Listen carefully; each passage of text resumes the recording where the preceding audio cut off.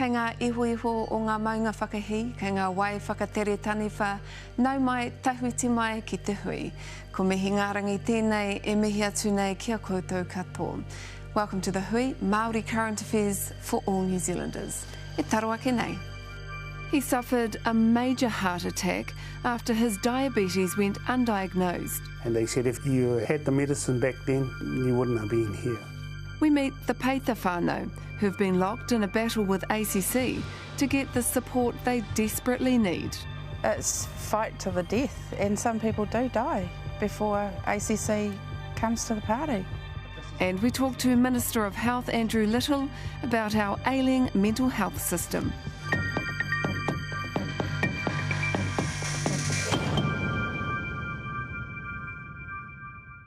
Tahuti mai. Māori are twice as likely to be diagnosed over the course of their life with diabetes. So when Steve Peita thought he was suffering the symptoms of diabetes, he went to his doctor for answers.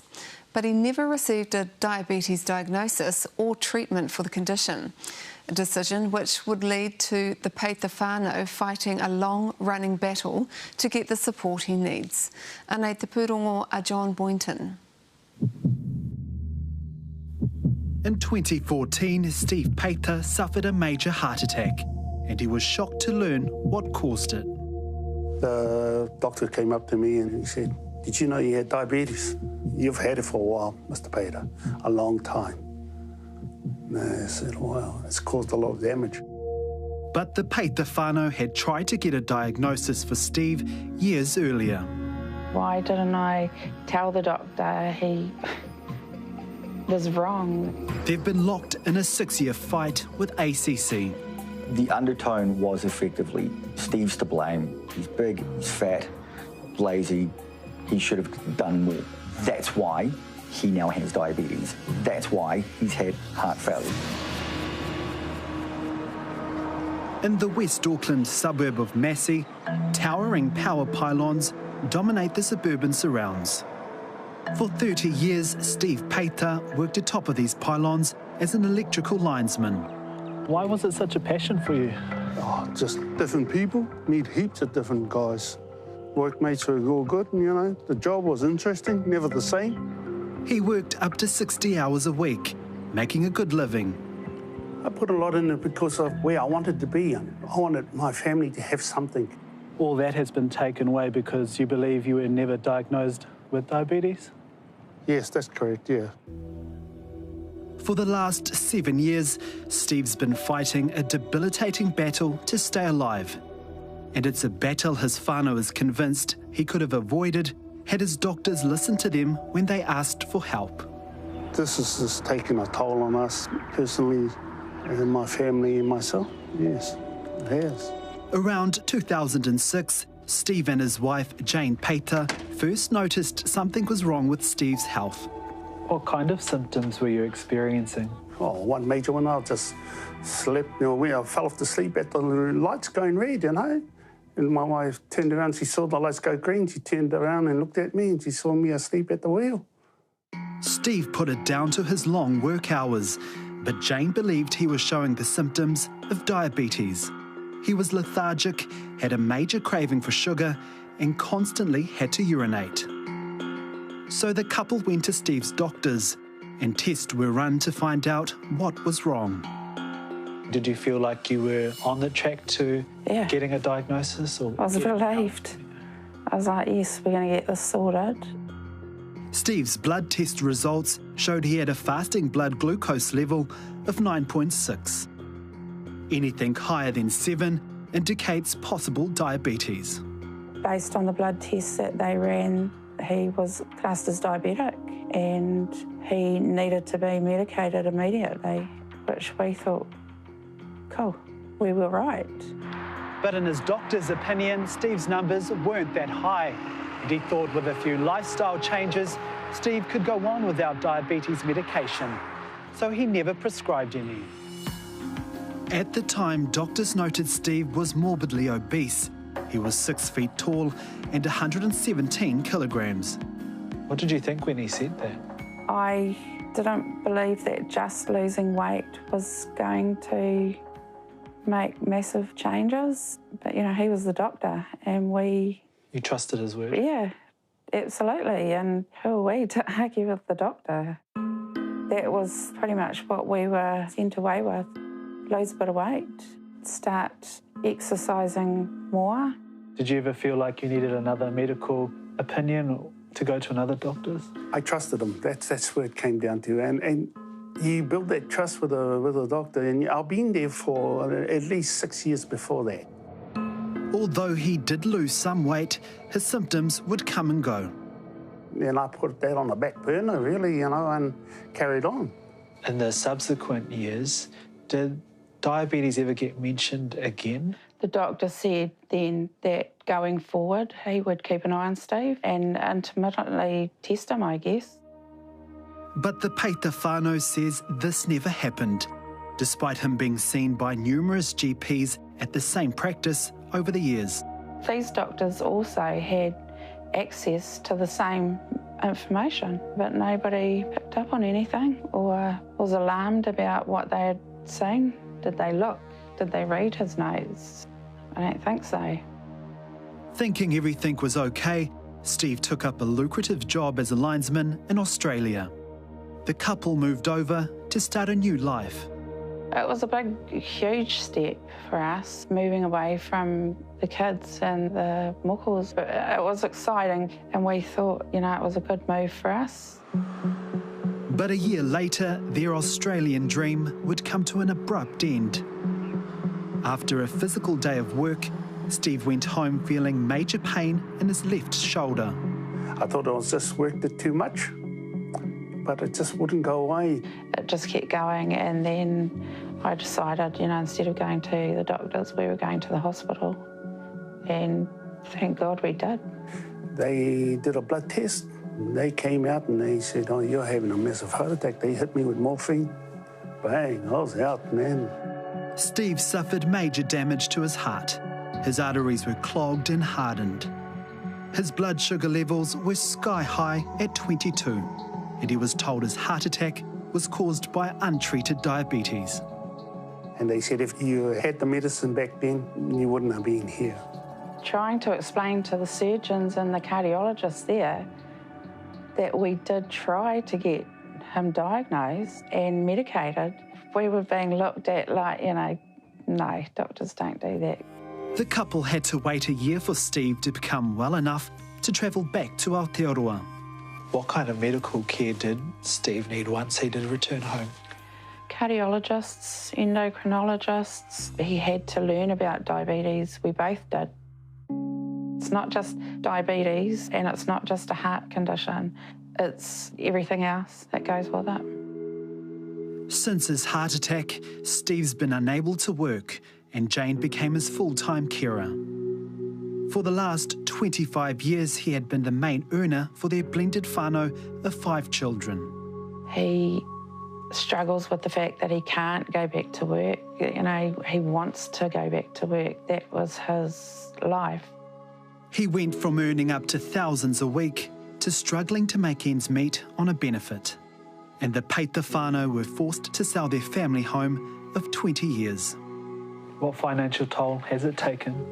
Oh, just everything, you know. It's just like we could afford a house, you know. We could pay our mortgages and that. And we had to sell up. You know, our kids were brought up there, our grandkids. My grandson sometimes asks his mother just to drive him past the house. It's been a massive loss. I could be still working now. It's a hard call, that one. I don't know who to blame there.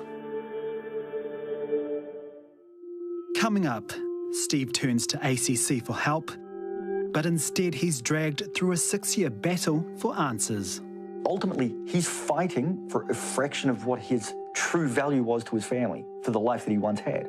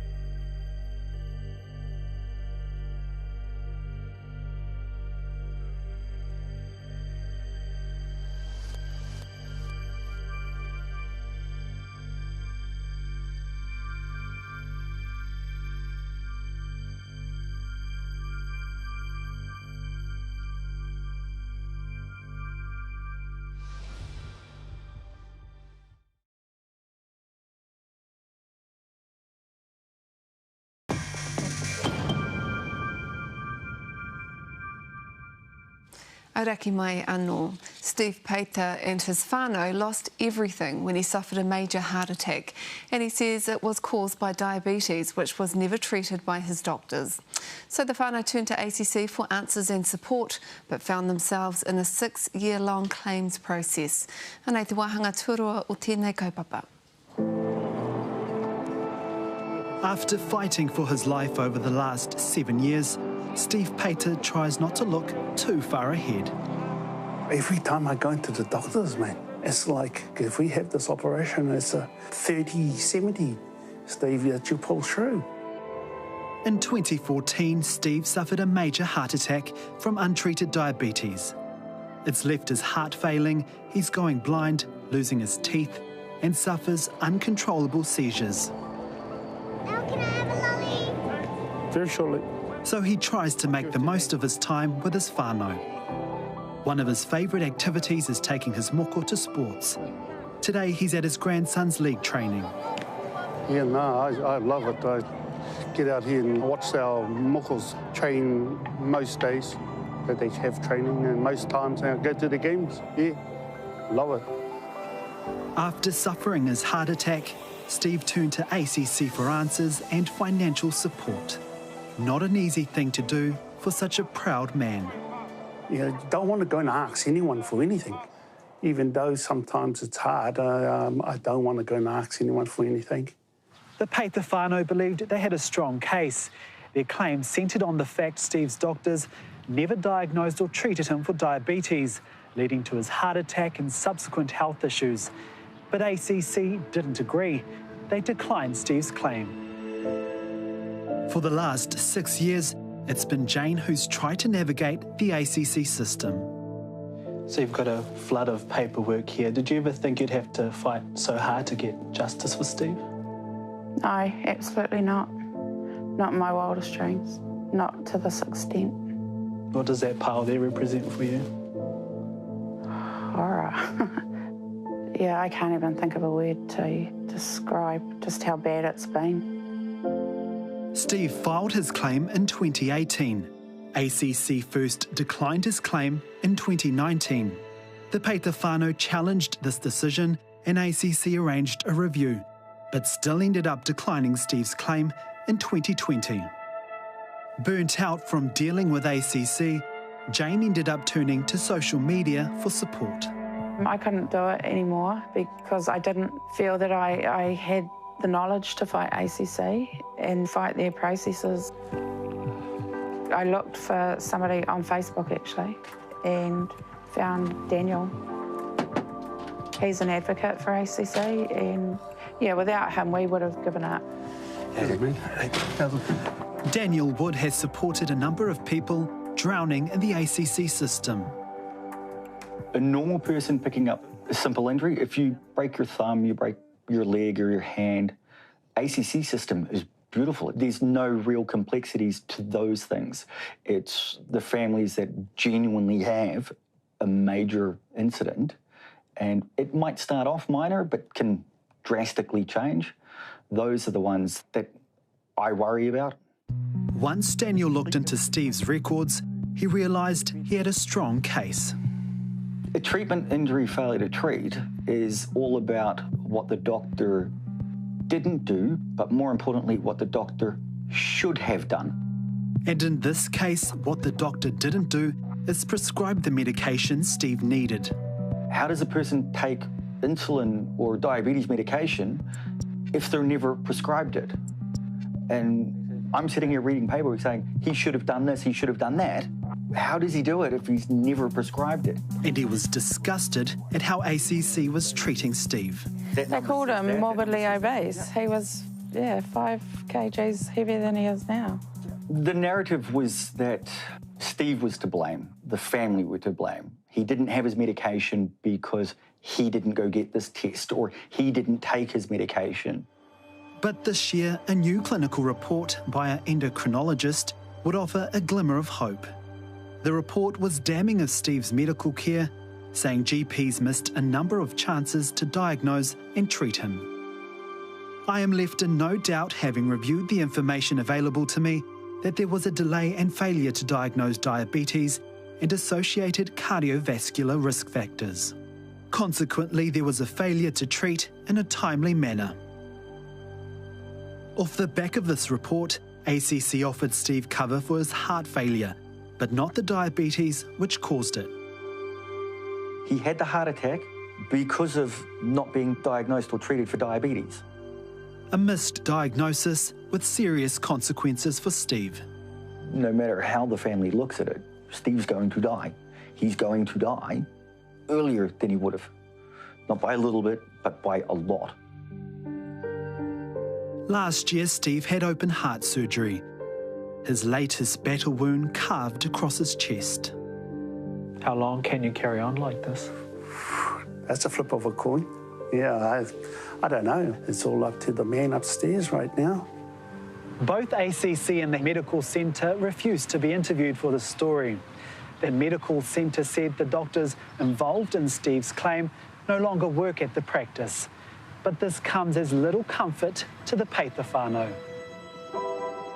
But in a dramatic U-turn, a week after the hui made contact with ACC, it said it would cover the entirety of Steve's claim. So, Jane and Steve, in the last week you've had some developments with ACC. What are those? We've been given a verbal apology over the phone and told that he will be getting cover for treatment injury and failure to treat diabetes. Did you ever think you'd hear those words? Never. No, no. No. How frustrating has this fight been? It's pretty disgusting, eh? Yeah. That we've had to fight this long and hard. They just drag you over the fire and push you till you cease no more. It's fight to the death, and some people do die before ACC comes to the party. Although the couple is now moving forward, they're taking a cautious approach. What are those next steps with ACC now? The next steps are to hash through what exactly ACC will cover and won't cover and get him taken care of the way he should have been years and years ago. While Steve won't return to his job on the power lines, at least he has some hope for the future. It wasn't a dull moment in our lives, that's for sure. And I'm glad we can see the light at the end of the tunnel. Now, John Boynton, Te Rā Pūrongo, following on from our story, the Paitha whānau is still working through with ACC what support Steve will be entitled to. We'll keep you updated. Hako nei ka kōrero hau ki te mineta taki hauora kia Andrew Little.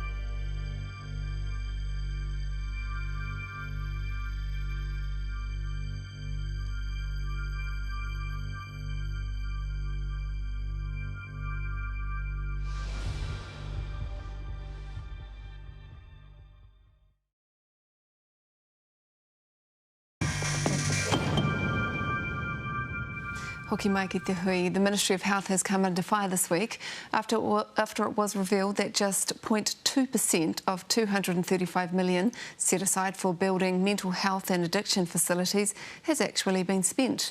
The money was part of a $1.9 billion mental health package announced in 2019. But 3 years on, just 5 extra acute mental health beds have materialised.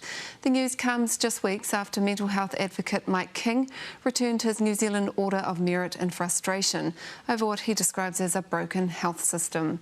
Hei matapaki, tēnei take ka whakawhiti atu tātou I nei ki pōneke, ki te minita taki haura kia Andrew Little.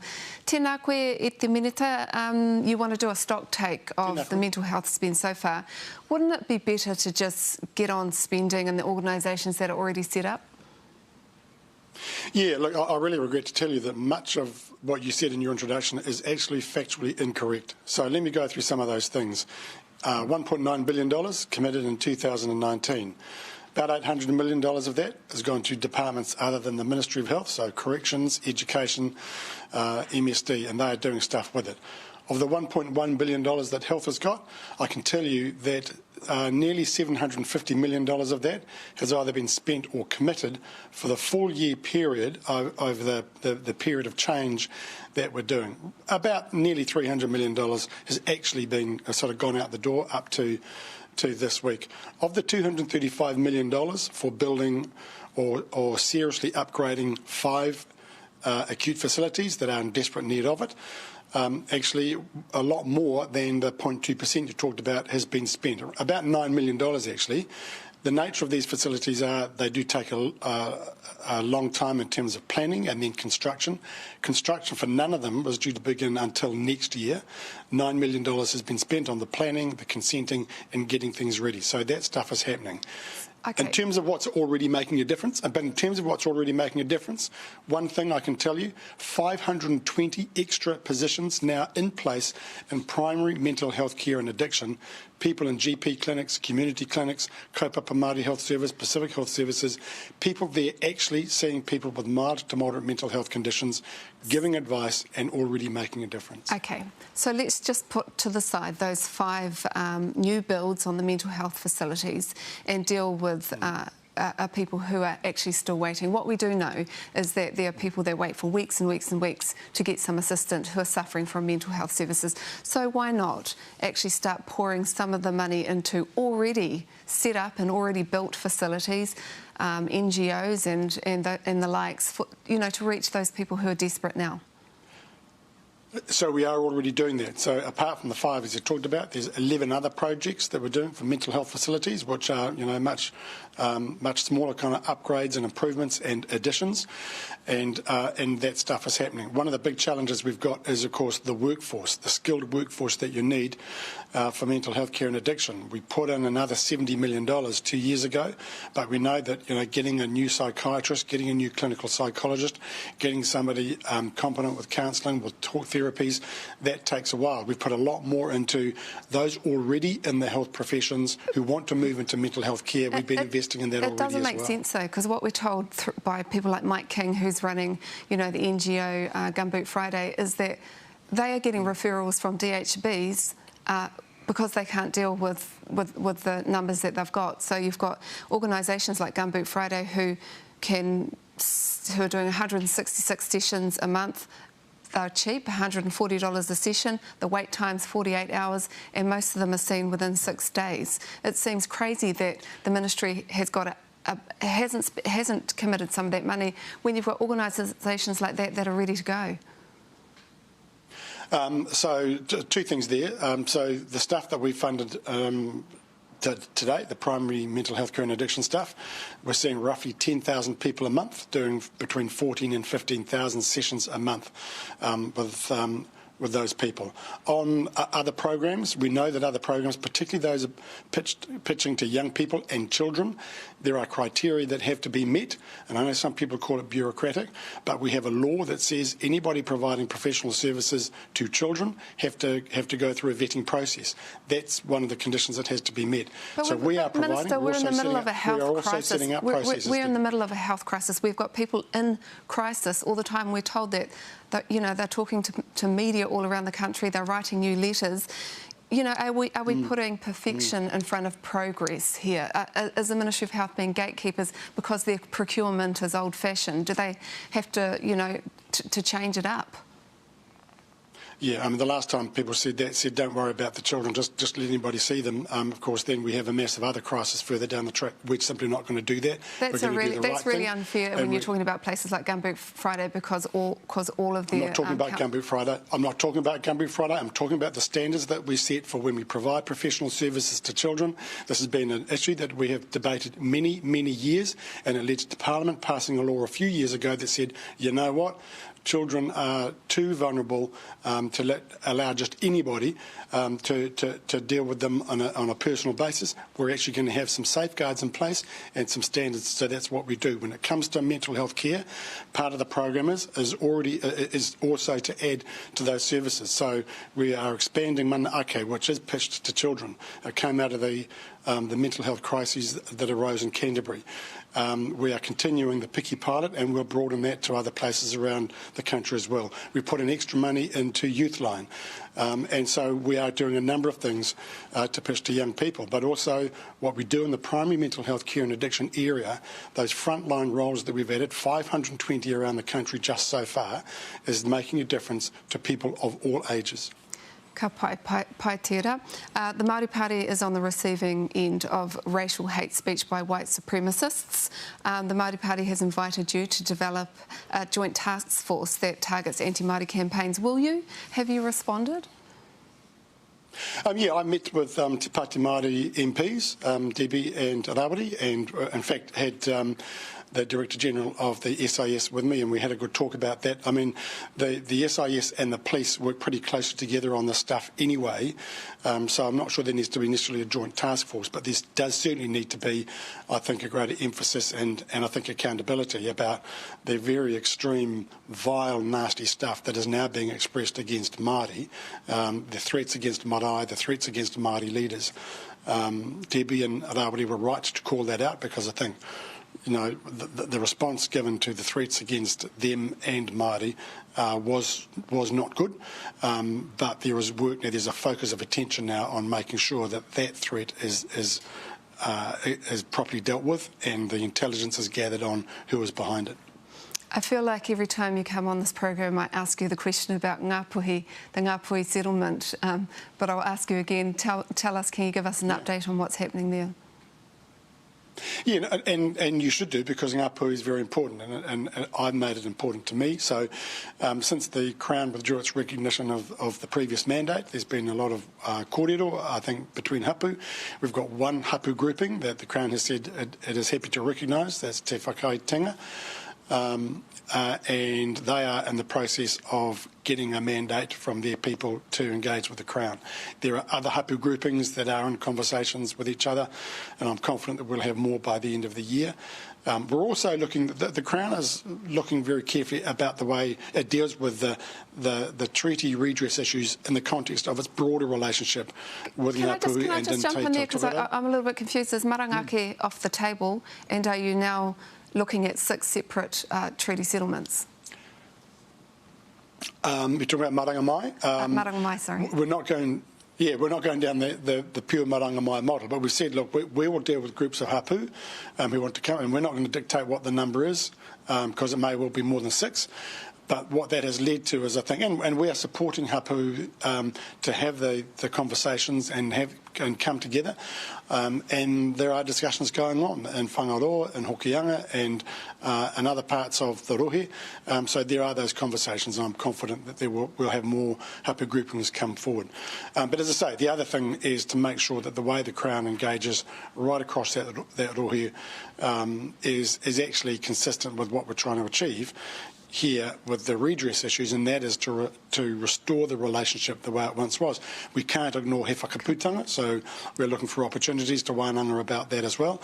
We are about the total relationship with Ngapuhi. Tēnā koe, e mihi ana ki a koe I whai wā ki a haramai ki rungi e te hui, tēnā koe. Ko Andrew Little tērā minita taki haora, ko hikina te hui e huama no horo mai rā.